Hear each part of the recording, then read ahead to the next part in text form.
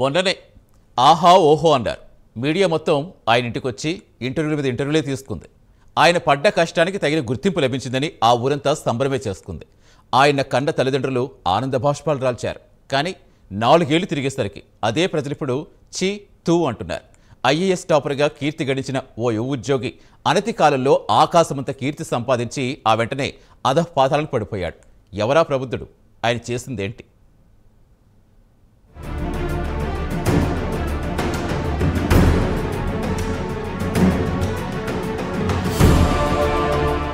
ఉద్యోగం లేకముందు ఉద్యోగమో రామచంద్ర అంటారు. తల్లిదండ్రులు అష్ట కష్టాలు పడి చెమటోడ్చి చదివిస్తే ఎలాగోలా ఉద్యోగం సాధించాక లంచాలకు మరుగుతున్నారు. ఏ పేద కుటుంబాల నుంచి ఉన్నత ఉద్యోగులుగా ఎదుగుతున్నారో అవే పేద కుటుంబాలను లంచాల పేరిట పీక్కు తిట్టున్నారు.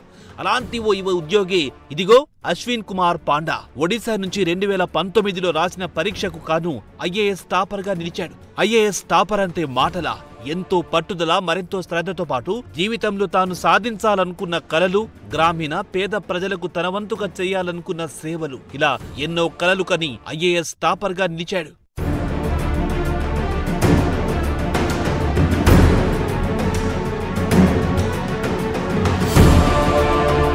ఇక సామాన్య ప్రజలు కింది స్థాయి అధికారుల వేధింపులు తట్టుకోలేక ఉన్నతాధికారులకు మొరపెట్టుకుంటారు. కానీ ఇక్కడ ఉన్నత అధికారిగా ఉన్న అశ్విన్ కుమార్ కూడా కింది స్థాయి అధికారుల మాదిరే లంచగొండిగా మారాడన్న విషయం పాపం ఆ రైతు బిడ్డకు తెలియదు.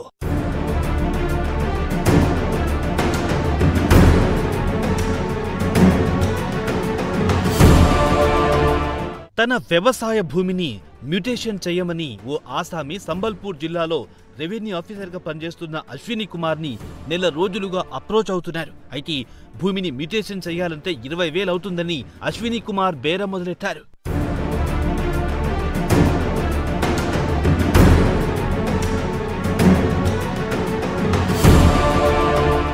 బాబాబు, అంత ఇచ్చుకోలేను, అంత శక్తి లేదు, నా మీద కాస్త దయ చూపండి అంటూ ఆ ఆసామి రిక్వెస్ట్ చేశాడు. దీంతో కరిగిపోయిన అశ్విన్ కుమార్ ఓ 5,000 తగ్గించుకొని 15,000 కట్టుపో అంటూ దయ చూపించాడు. తన చేత్తో తీసుకోకూడదన్న స్వచ్ఛమైన నియమం పెట్టుకున్నాడు అశ్విన్ కుమార్.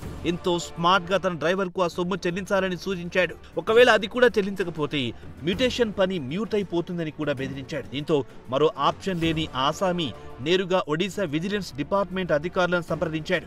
అయ్యవారిని ఎలాగైనా రెడ్ హ్యాండెడ్ గా పట్టిస్తే తప్ప తనలాంటి మరొకడు సేఫ్ గా ఉండడన్న అభిప్రాయంతో విజిలెన్స్ వారు వేసిన స్కెచ్ లో బాధితుడు ఆసామి భాగమైపోయాడు. దీంతో అశ్విన్ కుమార్ లంచవతారానికి ఎండ్ కార్డ్ వేసే ముహూర్తం ఖరారైంది. శుక్రవారం విజిలెన్స్ అధికారులు ముందుగా వేసుకున్న ప్లాన్ ప్రకారం బాధితుడిని అశ్విన్ కుమార్ కార్యాలయానికి తామిచ్చిన సరంజామాతో పంపించారు.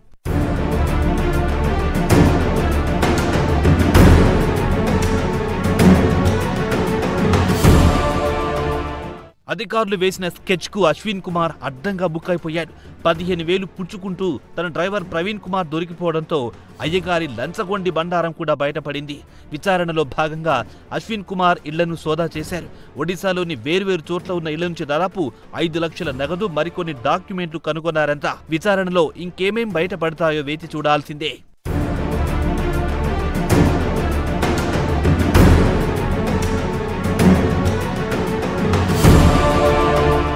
ఒడిశా నుండి ఐఏఎస్ టాపర్ గా ర్యాంక్ కొట్టేసిన అశ్విన్ కుమార్ విద్యార్థులకు, నిరుద్యోగులకు ఆదర్శవంతుడిగా కొనియాడబడ్డాడు. కానీ పేద ప్రజలను కూడా పీడిస్తున్న ఆయనలోని అసలైన లంచగొండి రాక్షసుడు బయటపడడంతో ఇప్పుడు అదే యువతరం నిరుద్యోగులు చీకొడుతున్నారు.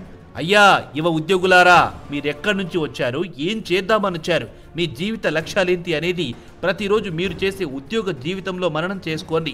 మీరు తీసుకునే జీతంలోని ప్రతి రూపాయి పేద ప్రజల చెమట చుక్కలున్నాయని మరిచిపోకండి.